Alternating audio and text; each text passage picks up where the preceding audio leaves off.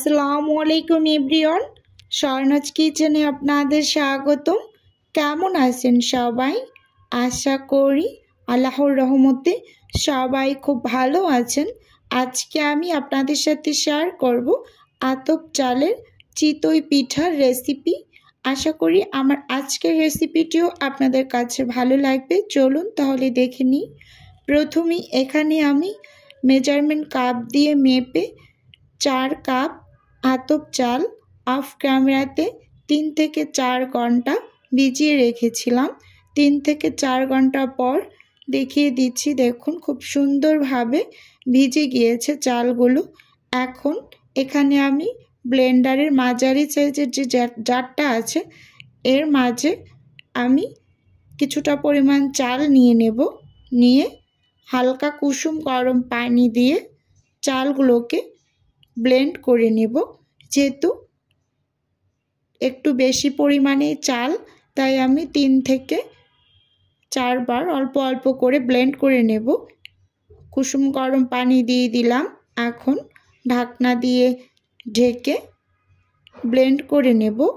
দেখতেই পাচ্ছেন অফ ক্যামেরাতে আমি সব চালগুলোকেই ব্লেন্ড করে নিয়েছি।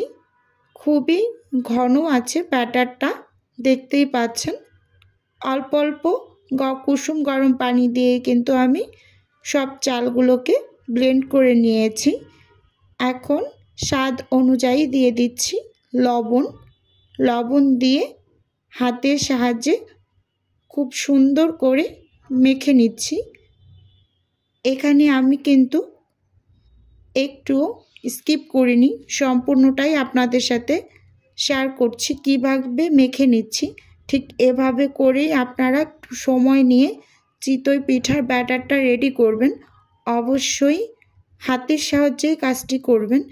চামচ বা হ্যান্ড উইক্স দিয়ে করলে সেটা বেশি একটা ভালো হয় না। ব্যাটারটা সব সময় হাত দিয়ে মেখে নেওয়ার চেষ্টা করবেন। 1 মগ কুসুম গরমের থেকেও একটু বেশি গরম পানি নিয়ে নিয়েছি। এখন অল্প অল্প করে পানি অ্যাড করব আর খুব ভালোভাবে ব্যাটারটাকে রেডি করে নিচ্ছি।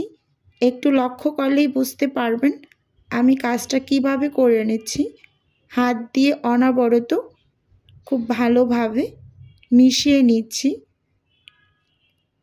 আতপ চালের চিতই পিঠা খুব ফুলকো ফুলকো হয়। এখানে আপনার কোনো রকম বেকিং পাউডার বা বেকিং সোডা কোনোটাই লাগবে না, যদি আপনি এই ব্যাটারটা ঠিকঠাক মতো রেডি করে নিতে পারেন। আমি আপনাদের একটা পরামর্শ দিচ্ছি, সব সময় কুসুম গরম পানি দিয়ে ব্যাটারটা রেডি করবেন আর সাইডে কিছুটা কুসুম গরম পানি হাতের কাছে সব সময় রেখে দেবেন। যখনই মনে হবে পিঠা তৈরি করতে করতে নিচে ব্যাটারটা ঘন হয়ে আসছে, তখন কিছুটা পানি দিয়ে পাতলা করে আবারও পিঠাগুলো তৈরি করে নেবেন। এখন মোটামুটি পর্যায়ে আমি ব্যাটারটা রেডি করে নিয়েছি। ঢাকনা দিয়ে ঢেকে আধা ঘন্টার মতো আমি রেস্টে রেখেছিলাম। এখন একটু দেখিয়ে দিচ্ছি, দেখুন ব্যাটারটা কিন্তু আগের থেকে অনেকটা ঘন হয়ে আসছে। এই পর্যায়ে আবারও কিছুটা গরম পানি দিয়ে আমি ব্যাটারটাকে পিঠা তৈরি করার জন্য রেডি করে নেব। অবশ্যই আপনারা প্রথমে কুসুম গরম পানি দিয়ে মেখে আধা ঘন্টা বা 35 মিনিটের মতো একটু রেস্টে রেখে দেবেন। এখন কিন্তু আমি আবারও কুসুম গরম পানি দিয়ে ব্যাটারটা রেডি করে নিচ্ছি। অল্প অল্প করে পানি অ্যাড করবেন।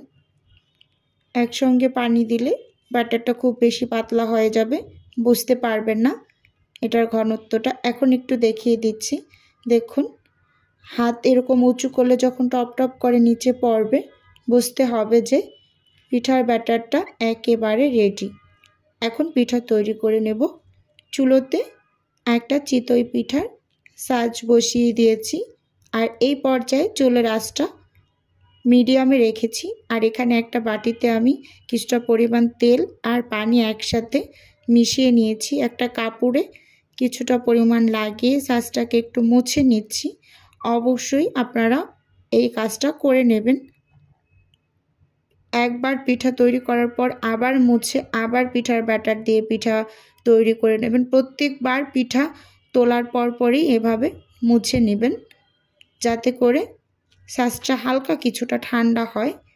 আর পিঠা তৈরি করার সময় চুলোর আঁচ বারবার বাড়াবেন কমাবেন না, তাতে করে কিন্তু পিঠাগুলো ভিতরে কাঁচা থেকে যাবে। এখন এক এক করে ব্যাটার দিয়ে দিচ্ছি। ব্যাটারটা দেওয়া হয়ে গেলে আমি ঢাকনা দিয়ে ঢেকে 2.5 থেকে 3 মিনিটের মতো অপেক্ষা করেছি। 2.5 থেকে 3 মিনিট পর দেখতেই পাচ্ছেন মাশাআল্লাহ পিঠাগুলো কতটা সুন্দর হয়েছে আর ভীষণ ফুলকো ফুলকো হয়েছে। এটা কিন্তু প্রথমবারেই পিঠা, দেখতেই পাচ্ছেন খুব সুন্দর হয়েছে। এখানে কিন্তু আমি কোনো প্রকার বেকিং পাউডার, বেকিং সোডা কোনোটাই ব্যবহার করিনি। এমনিতেই মাশাআল্লাহ খুবই ফুলকো হয়েছে। যদি আপনারা ছোট ছোট কিছু টিপসগুলো ফলো করেন তাহলে এভাবেই ফুলকো ফুলকো চিতই পিঠা তৈরি করে নিতে পারবেন। আমি সব সময় চিতই পিঠা আতপ চাল দিয়ে তৈরি করি। আতপ চালের পিঠা দীর্ঘ সময় ধরে নরম থাকে, তাই আতপ চাল দিয়ে সব সময় চিতই পিঠা তৈরি করতে চেষ্টা করবেন।